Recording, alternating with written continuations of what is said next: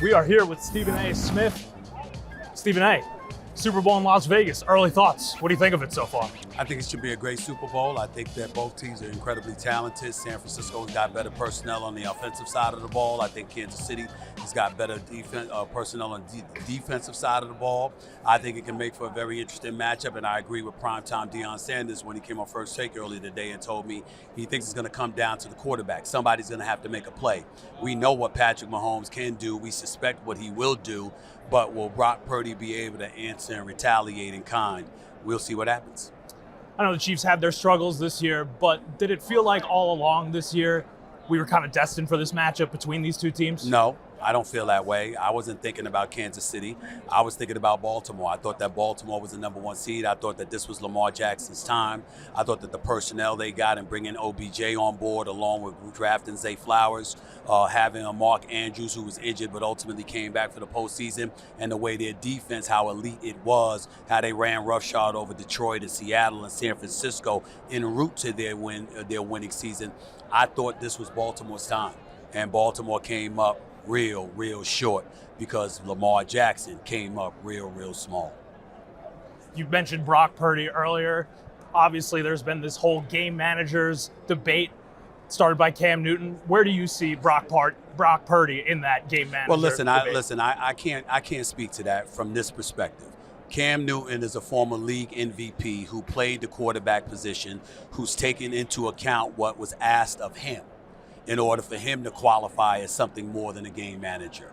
So when he says that, even though I don't view Brock Purdy as just a game manager, because I think his numbers, his leadership, his excellent play for the vast majority of this season speaks to more than that, I can't summarily dismiss a former league MVP leaning on what was asked of him to be defined as something more than a game manager, and therefore saying, excuse me, if that was the definition of it, why is it not applicable to this guy? If he were not a former NFL quarterback who was asked to be more in order to garner that title, it would be different. But he was put in that situation. And so when Cam Newton says what he says, I think we have to take that with the seriousness and the credibility it deserves, because this is a former league MVP who was playing the quarterback position, who took a team to the Super Bowl that was considerably less talented than the team that Brock Purdy has now taken to the Super Bowl. I can't ignore that. Usher doing the halftime show. Are you a fan? I'm a fan of Usher's. I mean, I think he's big time. It's just that I'm spoiled. I love Beyonce, for example. Yeah. But you know what I loved even more? When Beyonce was with Bruno Mars and Coldplay. I love Snoop. Okay, I love Dr. Dre, but I love them even more when they were together with Mary J. Blige, Kendrick Lamar, Eminem, 50 Cent, etc. I mean, when you look at the collaborations that have come together to perform in the halftime show of a Super Bowl, that's just next level. And so when I think about Usher, Usher's phenomenal. And I think that if this were the age where you're looking at individuals, Michael Jackson, Prince, Whitney Houston, and others, and you were comparing it to that, I would say Usher's going to be off the chain. The problem is we've seen the collabs take place for halftime Super Bowl performances, which is why as great as Rihanna is and still continues to be, to me, it wasn't what we saw when we saw the collective of the Beyoncés with Coldplay, with Bruno Mars. I think that potpourri of talent on center stage for one halftime performance, I think that's what we've grown accustomed to. So I'm hoping Usher, as phenomenal as he is, he doesn't just do it by himself. I'm hoping others come out and join him for the party.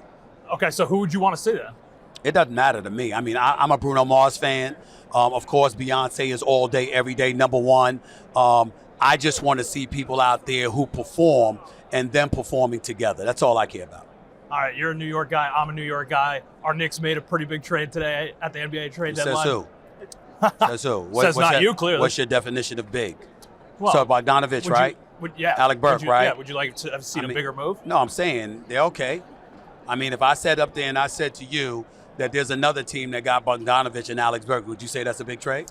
Not necessarily. Well, then why are you saying it's a big trade for the Knicks? Knicks could have used some depth. Do you disagree? No. It helps them. Yeah. I didn't say it doesn't help them. I didn't say that it's not going to help make them better. I didn't say it's not going to help them once Mitchell Robinson and Julius Randle come back. I'm saying you said big. Now, if you're going to tell me big while we sitting here at Super Bowl week on Radio Row, I need something more than Bogdanovich and Alec Burks. That's fair. That's all I'm saying. All right. See, that's the problem. We can't have that because New York Knicks, we ain't won a championship since 1973, okay? And so when I'm thinking about everything I'm thinking about is championship. Is that going to be enough to beat Boston? Is that going to be enough to beat Denver? Is that going to be enough to beat the Clippers? That's how I'm looking at it. And so to me, anything that, when you come to me and you tell me anything's big about the Knicks, that's going to be my next question. Now, if they had gone out and gotten a Zach LaVine, if they had, with the personnel that they have, if they had gone out and they've got a DeMar DeRozan or something like that, okay, now we're talking. But Alex Burke, Bogdanovich, all right. I mean, it helps. It doesn't make them worse. It makes them better. But I'm not jumping for joy. Yeah.